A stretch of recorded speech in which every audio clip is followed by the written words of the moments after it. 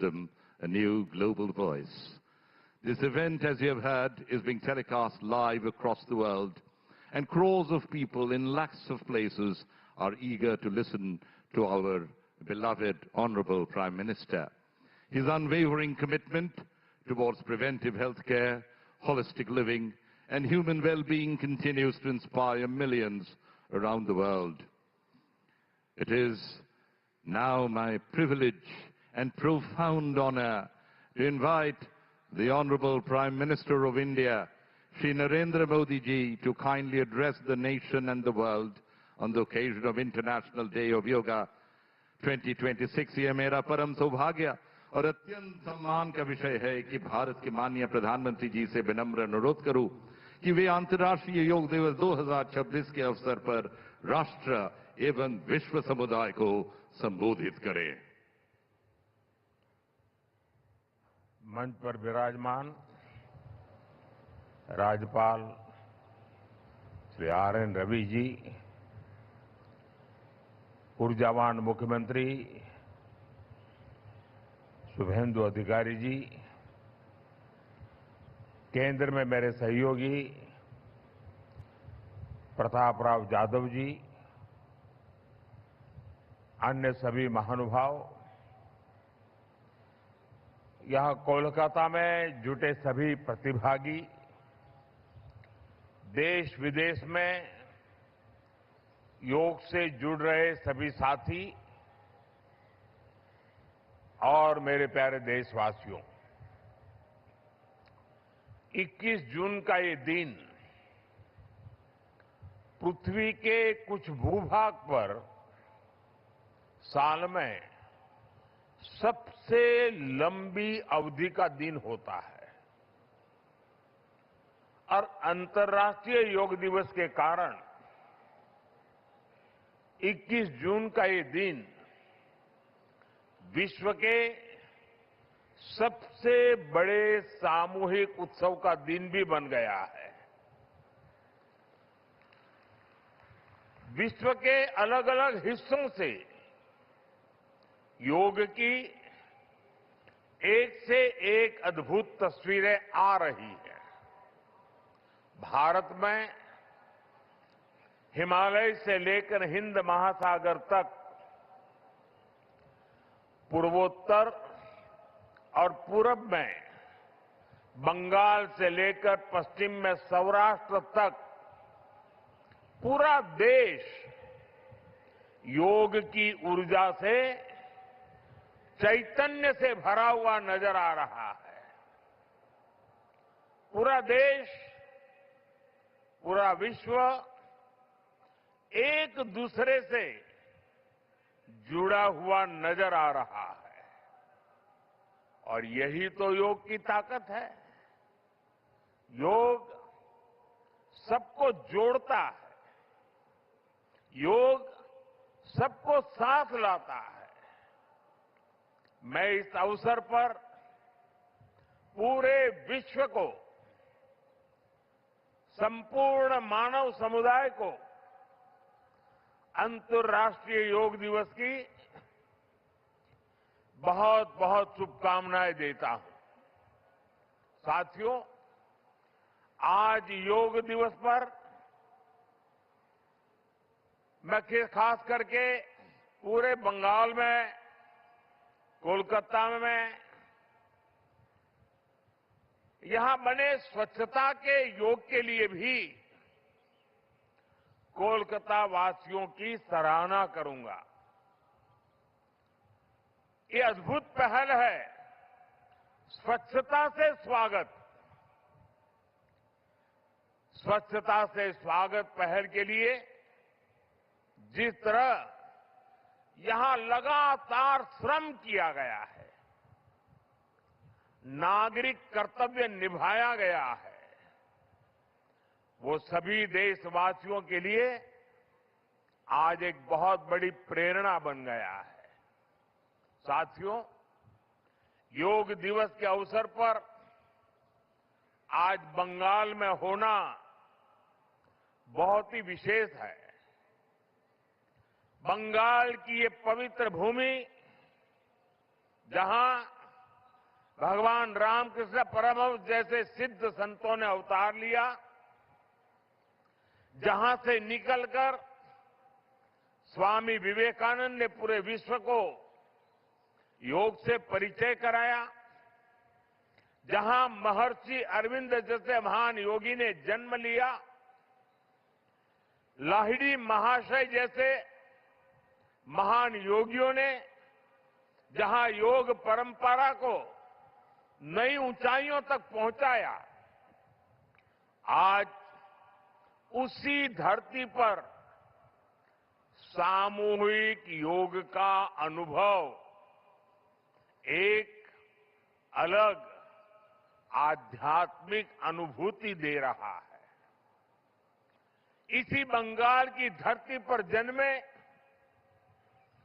गुरुदेव रविन्द्रनाथ ठाकुर का मानना था कि मनुष्य की पहचान अलग अलग रहने में नहीं, बल्कि अपने आसपास की दुनिया से जुड़ने में है।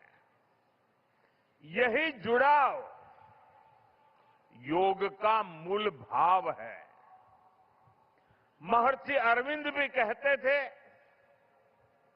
हमारा पूरा जीवन योग है, चाहे हमें इसका बोध हो या न हो।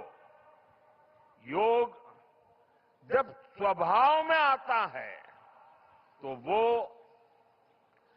मानवीय एकता का आधार बन जाता है। साथियों, योग केवल शारीरिक श्रम का साधन नहीं है। योग किसी एक आयु वर्ग के लिए सीमित भी नहीं है। भारत में हम जानते हैं और देखते आए हैं, योग मानव के जीवन का चेतना के साथ, ऊर्जा के साथ एक प्रकाश भी है। इसलिए इस वर्ष अंतर्राष्ट्रीय योग दिवस की थीम रखी गई है, योगा फॉर हेल्दी एजिंग। उम्र बढ़ने पर भी हम स्वस्थ रह सकते हैं, हम ऊर्जावान और सक्रिय रह सकते हैं। योग हमें इसके लिए मार्ग दिखाता है। Friends, when we speak of yoga for healthy aging, it means that we can work to ensure that age does not reduce human potential. Yoga can help human life to aspire for constant growth. Our target must be to be more flexible at 40 than we were at 20. Our target must be to be more energetic at 50 than we were at 30. Our target must be to be more resistant to lifestyle disease at 70 than we were at 50. This is where yoga can help us. It helps us tune our bodies to be flexible. It keeps our energy level high.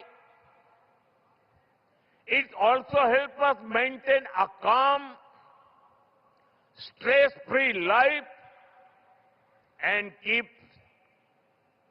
help to keep lifestyle disease away. Moreover, with regular practice, yoga teaches us to remain lifelong learners of our own bodies and minds. The more we know about ourselves, the better we can manage ourselves. That is why yoga for healthy aging, this theme must be seen as one for people of all ages, not just for the elderly. साथियों, गीता में भगवान कृष्ण ने योग के विषय में कहा है, युक्त आहार विहारस्य युक्त चेष्टस्य कर्मसु युक्त स्वप्न अवबोधस्य योगो भवति दुःखः। अर्थात संतुलित आहार विहार से, संतुलित क्रियाओं और कर्मों से, संतुलित नींद और जागने से योग दुखों का नाश करने वाला हो जाता है। ये संतुलन ही योग का आधार है। यही संतुलन हमारे जीवन का आधार भी है।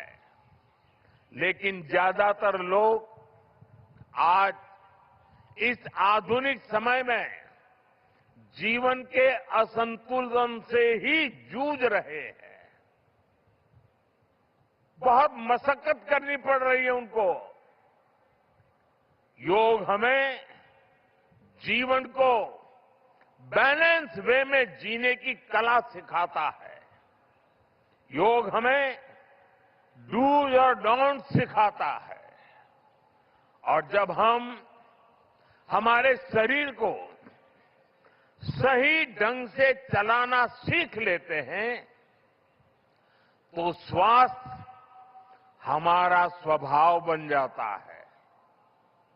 साथियों, योग केवल हमारे शारीरिक स्वास्थ्य पर ही फोकस नहीं करता।